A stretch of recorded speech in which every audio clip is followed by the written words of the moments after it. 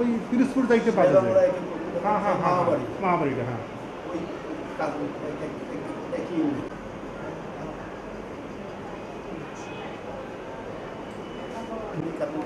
হ্যাঁ, আচ্ছা, কোথায় করেন?